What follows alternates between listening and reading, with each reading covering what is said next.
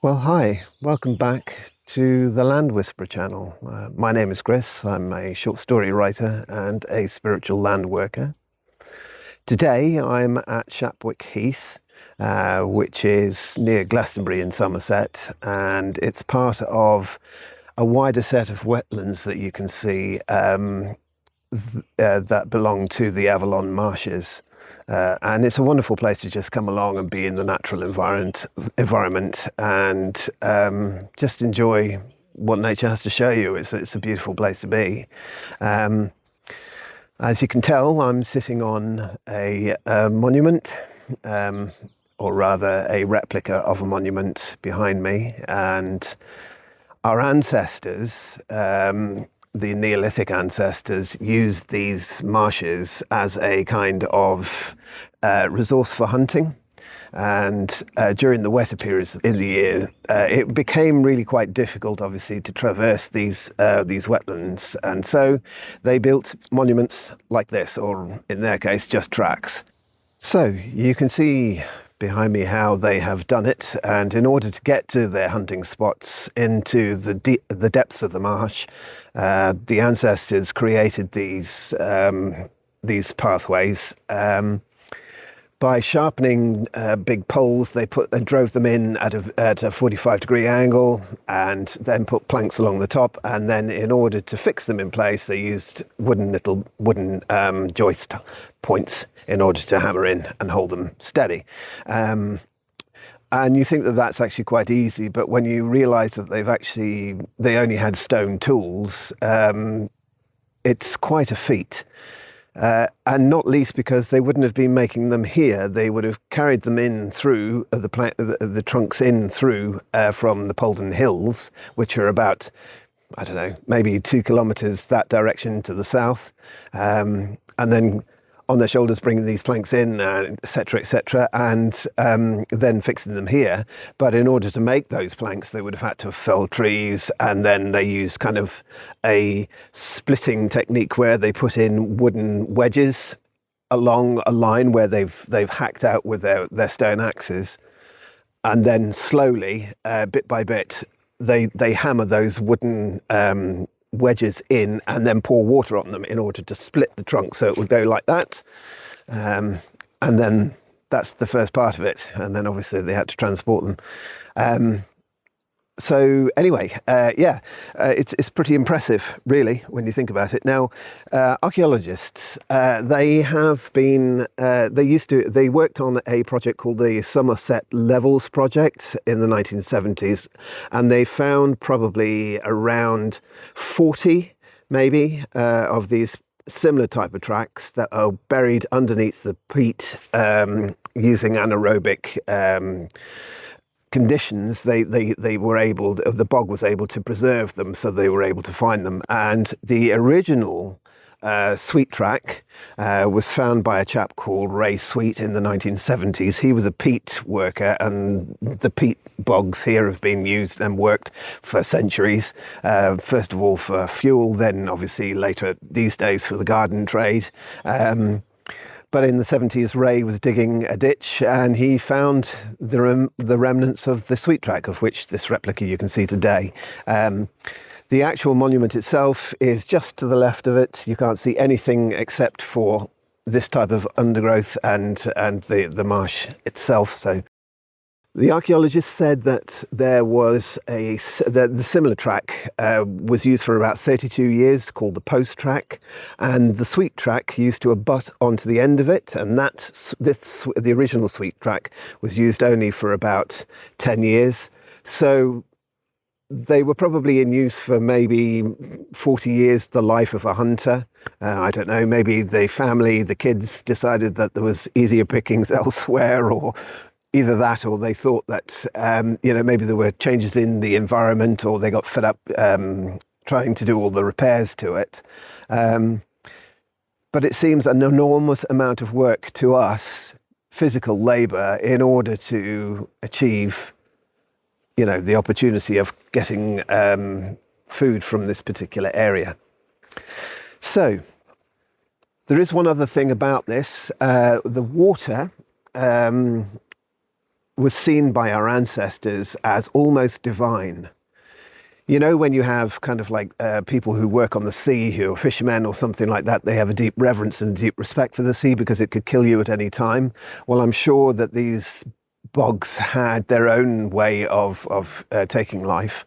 And of course, not only that, but also our ancestors would want to honor the lives of the animals that they have actually been killing. And in order to do that, they gave offerings into, you can see the water just behind me here. They would throw polished stone axes or something that was really valuable to them. Anything that took an awful lot of time to make was considered to be very valuable. So they would naturally put that into the water as a way of honoring this place and tying their lives to it. So I think it's a lovely way to be. It's a lovely connected way to the land, to the earth, which we have just so lost today. And I wish we had a greater connection to the planet. A greater connection to the planet, but a greater connection to the earth itself. So I will do some meditations now and see what psychic information I can get from the original monument underneath the peat here. And whilst you listen to me drone on, I'll try and do some GoPro work so that you can just watch the entrance into this particular site. So without further ado, here's the psychic information. When I got to the sweet track, I sat down on the far end of the track and I got myself into a Reiki flow state, and I could feel almost immediately that the goat willows there, or the pussy willows there, wanted to talk to me. And I felt a draw immediately to go to one of these trees and sit down and rest my back against its trunk. And they wanted me to provide a service, and that service is to tell their story. So here's their story. In the beginning, there was just us. We had never heard of humans before. There was only the trees, the sky, rain, sun, birds, water, and earth. We had no concerns, no worries. Then one day they came, noiselessly, purposeful, and in desperate need. We were minding our own business, drinking deep and shedding water from our leaves, when my ancestor felt a blow, sharp and severe, lodge into her trunk. You call the projectile an arrow.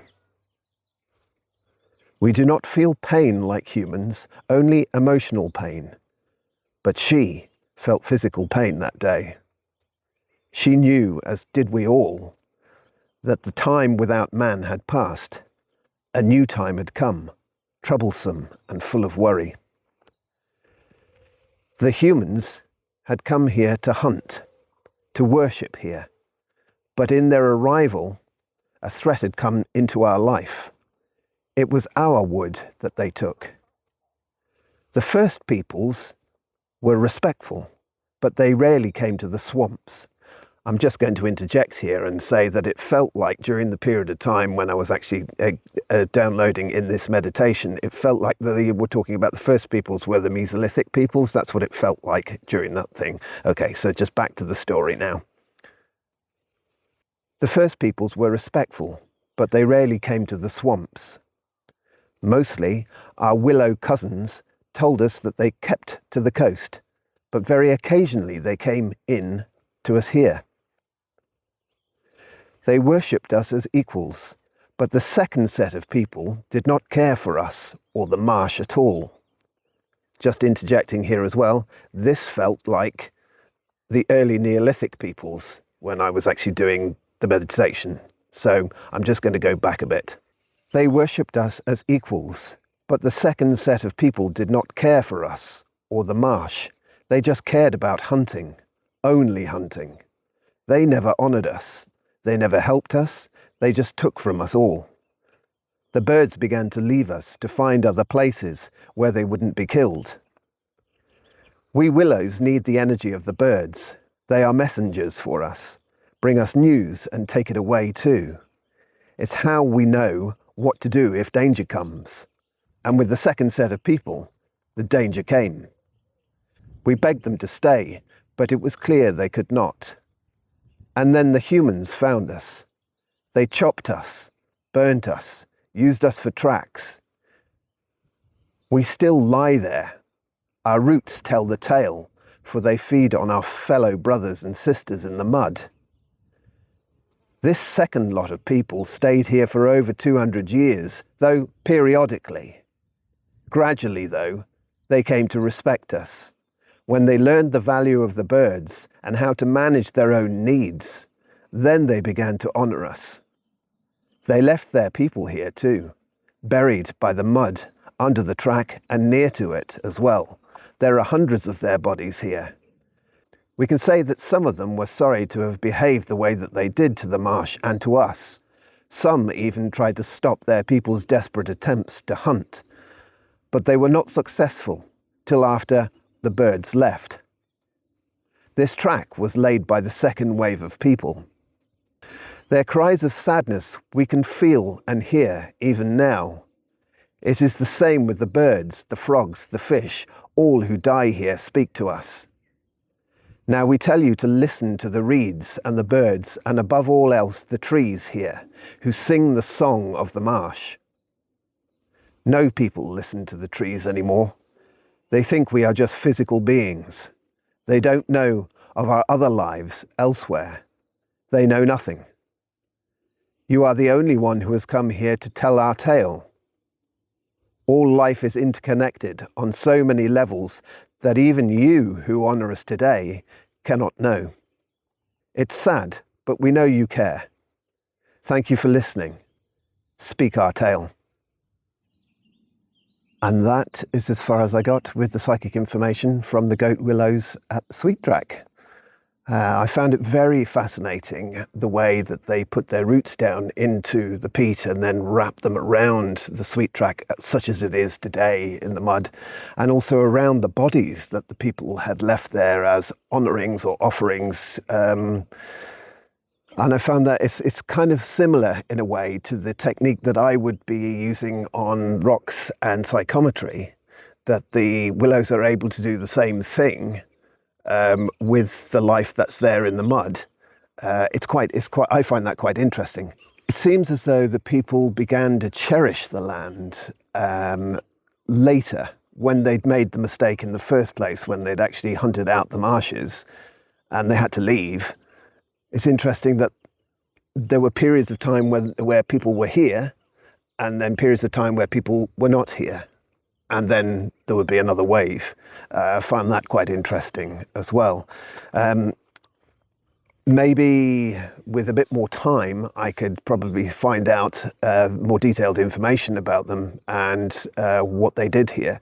But it was interesting in this particular one, it didn't mention anything about the leaving of the polished stone axes and the other offerings, just the offerings of the bodies, which is the most precious thing that humans have in their lives, is to offer one of their own to the marsh where they actually lived. So next week I will be at the Chalice Well in Glastonbury, and I'll talk to you there about my spiritual journey and how it continued and went into a different phase when I was actually on the move in the field. So until then, I wish you unconditional love as always, and I will see you soon. Bye for now.